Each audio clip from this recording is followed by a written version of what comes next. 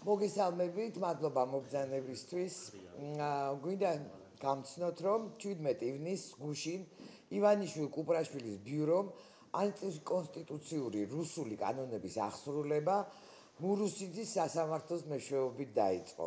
ისინი ჩვენგან, უფლებადამცველებისგან ითხოვენ ყოველგვარი სამართლებრივი საფუძვლების გარეშე ჩვენი დაცვის ქვეშ მყოფი მოქალაქეების, წამების მსხვერპლების, ძალადობის მსხვერპლი ქალების, მოსწავლეების, სტუდენტების, მასწავლებლების, პენსიონერების, შიშიმო პირების, მეწარმეების, მამხილებლების, ჟურნალისტების და სხვა ადამიანების და მათი ოჯახის წევრების პერსონალური ინფორმაციის გადაცემას. კერძოდ, ყველა იმ ადამიანის პირადი ნომრების, სახელების, გვარების, ფოტოსურათების, ფინანსური და საბანკო ინფორმაციისა და ჯანმრთელობის მდგომარეობის ინფორმაციის მიწოდებას. მათი ვინც გვენდობოდა და ჩვენი დახმარებით უსარგებლია. ჩვენ არ ვაპირებთ ჩვენი დაცვის ქვეშ მყოფი მოქალაქეების და ჩვენი ბენეფიციარების მოქალაქეების ნდობის ღალატს. თუნდაც ამას ჩვენი დევნა და დაპატიმრება მოყვეს. ივანიშვილის რეჟიმის მიერ ჩაგრული ადამიანების ინფორმაციას რუსულ რეჟიმს არ გადავცემთ. ჩვენ მივმართავთ სამართლებრივ გზებს ამ ბრძანებების წინააღმდეგ. ჩვენთვის მათი მიზანი უკვე ცხადია. ივანიშვილი საქართველოში თავისუფალი სამოქალაქო საზოგადოების განადგურებას ცდილობს, ისევე როგორც თავისუფალი ჟურნალისტიკის. ზუსტად ისე ამას როგორც აკეთებდნენ 20-იან წლებში ბოლშევიკები, ხოლო ბოლო დეკადაში პუტინისა და ლუკაშენკოს რეჟიმები. კიდევ ერთხელ ვაცხადებთ, რომ არ ვაპირებთ რუსული კანონებით ცხოვრებას, საქართველოს ევროპული მომავლის საბოტაჟისადმი შერიგებას და გავაგრძელებთ ბრძოლას ქართველი ხალხის უფლებების დასაცავად. მეც მოგესალმებით და ჩვენ კიდევ ერთხელ ხაზგასმით აღნიშნავთ, რომ ჩვენ არ ვაპირებთ რუსული კანონებით ცხოვრებას საქართველოში. ეს არის მიზანი ივანიშვილის, რომ ჩვენ ყველა გვაცხოვროს რუსული კანონებით, ეს არ მოხდება.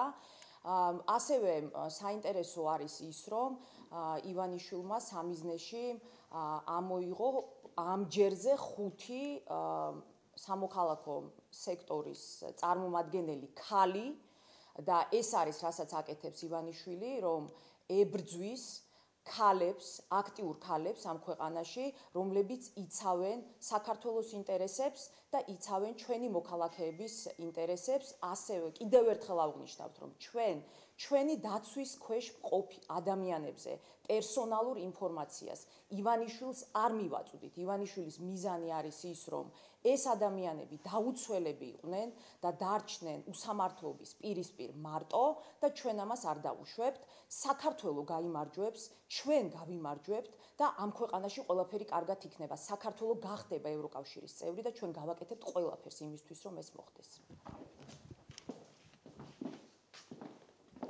მოგეხსენებათ, საფარი არის ქალთა უფლებადაცვითი ორგანიზაცია.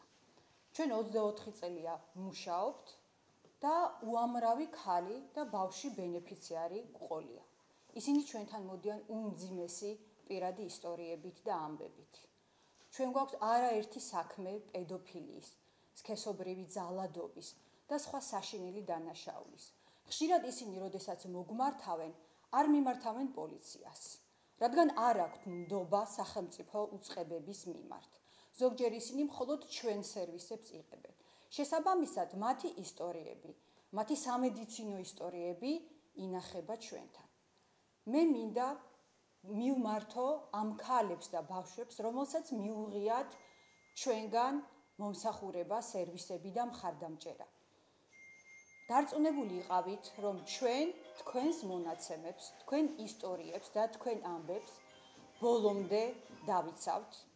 ის არ ჩაუვარდება ხელში რაჟდენ კუპრაშვილს და რუსულ რეჟიმს.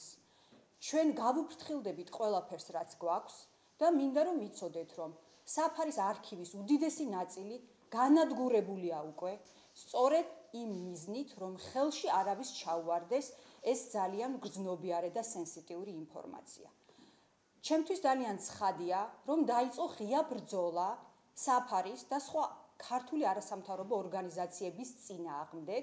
ეს მხოლოდ დასაწყისია. მაგრამ ისინი, რა თქმა უნდა, შეცდებიან ყველა ამ ორგანიზაციის დახურვას. ამიტომ მე მინდა ქალებს ვუთხრა, რომ მიუხედავად იმისა, რომ შესაძლოა დაიწყოს ჩვენი დევნა, მათ შორის სისხლის სამართლებრივი დევნა და დაპატიმრებები, ჩვენ მაინც გავაგრძელებთ მუშაობას. თუ ჩვენ არ მოგვეცემა საშუალება, რომ გავაგრძელოთ მუშაობა როგორც არასამთავრობო ორგანიზაცია, ჩვენ მოვძებნით სხვა ზომებს, ჩვენ არ დავტოვებთ არავის მარტო და ვიბრძოლებთ იმისთვის, რომ ქალების და ბავშვების უფლებები ბოლომდე იყოს დაცული ამ ქვეყანაში.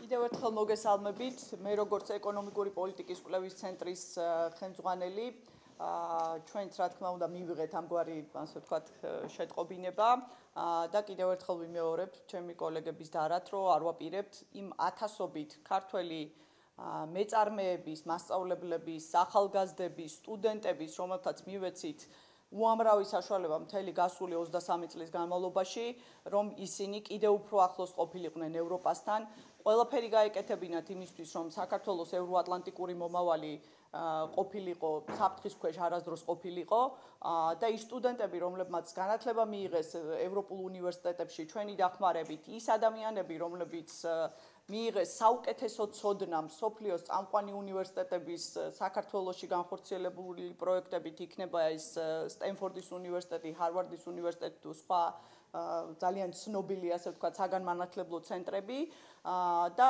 მთელი ჩვენი საქმიანობა ყოველთვის მიმართული იყო საქართველოს ევროატლანტიკური სტრუქტურებში საქართველოს ინტეგრაციისთვის და ამ მიზანს ვემსახურებით ჩვენ რაც შეიქმნა ჩვენი ორგანიზაცია მას შემდგომ.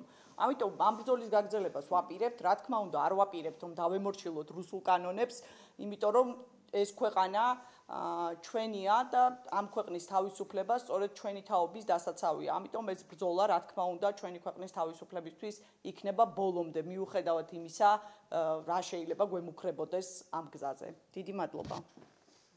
თუ არის კითხვები?